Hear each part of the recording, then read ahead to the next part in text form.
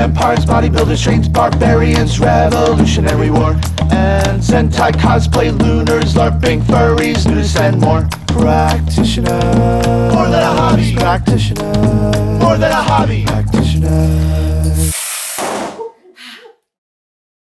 I'm just generally an open person to start with, so I wasn't concerned about what other people think because I just really don't care.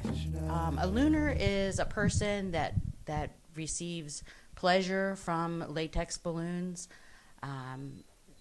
Looner is short for balloons. It's a sexual fetish that incorporates balloons into sexual activities, which might sound a little odd, but the feeling of them, the against your skin, the breaths that it takes to blow it up for someone watching or for the person that doing it is very stimulating. So, and people find that, they like that, they enjoy that, and it adds a twist to the sexual adventure. So how long have you been a looner? I've probably been a looner since I was 13. I just didn't know what it was until more recently. It's pretty kept under behind closed doors. There's not a whole lot of discussion about it. But I found that at a very young age, I enjoyed the feel of the balloon. Before I even hit puberty, I thought balloons were very enjoyable just to look at. And then as I matured and reached puberty, I realized that the feeling of the balloon could cause stimulation. You have a YouTube channel where people can watch you blow up balloons. You have a blog where you talk about being a looner, among other things. Can you talk about where so many people feel as though they need to hide being a looner? What makes it different for you being so open? Unfortunately, people seem to think that if you find balloons stimulating, that you have something wrong, that you're weird or you're into children, and that is the furthest from the truth, right? I feel bad for people that tell me that they don't share with their spouse. Generally, it's the men that they don't share it with their spouse, or they're afraid to tell, someone they're dating about it because they're afraid that it will be a turnoff and end their relationship. But personally, I don't feel if you don't share what you're about with the person that you're seeing, or dating, then, it's going to come to an end anyway. You might as well be honest. I mean, I told my husband immediately when we first started seeing each other, and he was fine with it. He had no problems. I was away for an extended period of time in India, and when I came back, he had filled our bedroom with balloons, and yeah, it was so sweet. Big heart-shaped balloons. It was great. Have you ever had any kind of negative repercussions from making balloon videos? Well, the only negative that I ever experienced was when I had come back from India. I was on a trip through my college, doing a service learning and helping out in India at an orphanage. And when I came back, I had wrote an article for our local newspaper here in York. And I had some people write back to me and want to make donations to the orphanage, which was wonderful.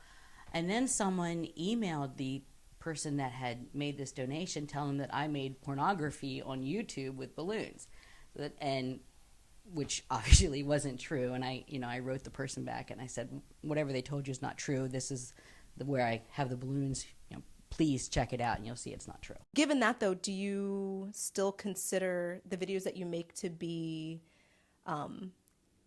do you think that they could be considered pornography or fetish videos of some sort? I definitely think they're fetish videos. I wouldn't call them pornography because, really, I'm fully dressed and, but what's stimulating to the viewer is hearing me blow it up and seeing the balloon get bigger and seeing me take big breaths and my cheeks puff out. And the physical work and labor it takes to blow up a balloon, especially a large one, to the point where it breaks, is pretty intense, and they love that. So, and there's no harm as far as I'm concerned, other than maybe getting a shard to the eye or rupturing an eardrum. There's nothing harmful about balloons. to, the person who's enjoying them or other people who enjoy watching. Can you talk about poppers versus non-poppers? Can you define that? Because that's something that people might not know about. Some people like to blow balloons up and pop them, and other people just like to blow them up. So you have poppers and non-poppers. I'm a popper. I like to blow them up and pop them, or blow them until they pop. That's my favorite. Sometimes I blow them up until they're almost ready to pop, and then I'll squeeze them or I'll bite them and then they explode. Other people just like to blow them up and feel them. Also, a lot of people enjoy riding the balloons, and you can get enormous balloons where it'll support your full body weight, and then they ride them until it's usually men ride them until they complete. And that's the difference between poppers and non-poppers. Some people just absolutely cannot stand the idea of popping a balloon. It bothers them, like it makes them sad to think about the balloons bursting. And sometimes I blow up balloons and I let them float around. The ones that I tied out today for you, I had actually blown up in December. So they've been around for a while, and I just let them lay on the floor. So sometimes you're a non-popper. Yeah, I'd like to see them. When they get older and they start to shrivel up, they oxidize, the color of the balloon starts to change, and I just find all that appealing. Are there any other tactile sensations that give you stimulation other than the balloons? Yes, I also like pull blow up toys, and like latex gloves. Sometimes I blow up gloves and tie them together, or I steal them from my dentist's office because they have really colorful ones. Yeah. When you steal the latex gloves from your dentist's office, is there something added to it because you stole them? No. Well, okay, so I almost want to start there, but I think I'll remember to come back to this.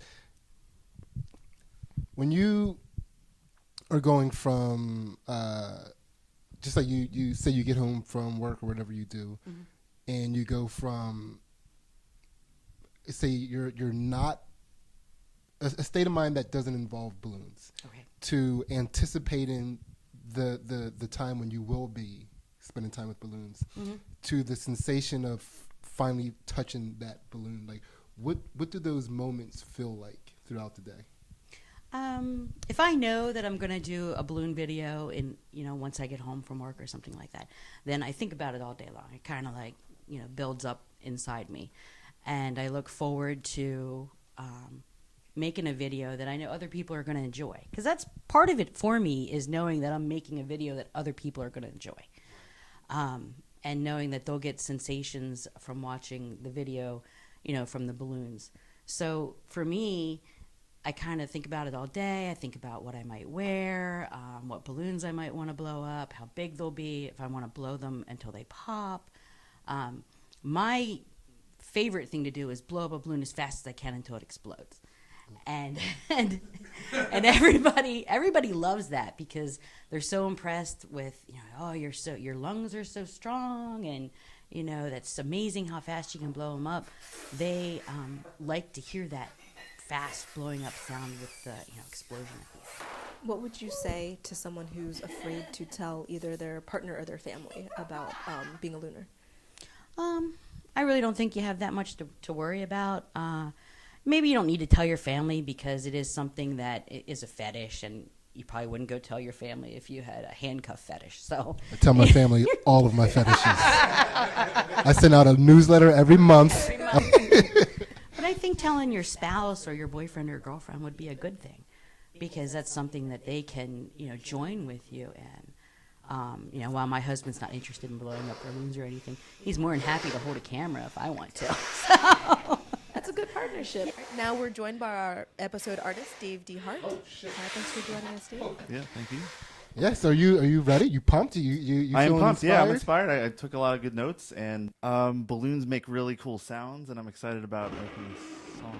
Yeah. I'll likely record some stuff and put effects on it and change it around, and so you might not even be able to tell they're actually balloons, but that's my goal. I think is probably to make the whole song with balloon sounds somehow. Is there anything else that we didn't ask that we should have, or anything else that you'd like to say? I think that if anyone has a curiosity about balloons, that they should just go buy a pack of balloons and, maybe surprise your significant other by, blowing one up or having a pack of balloons on the dresser beside the bed. It's not harmful, and, it could lead to really good, exciting new things for you. So give it a try. There's nothing wrong with it. It's fun. Thank you. Thank you. Thank you so much for watching. This has been an episode of Practitioners More Than a Hobby. Please follow the links below to find out more about Dave and Pattie. And you can also subscribe to our channel or follow links to continue the conversation with us on social media. We also have links to our Patreon page where if you have liked what you've seen, you can support us. Thank you. Let me blow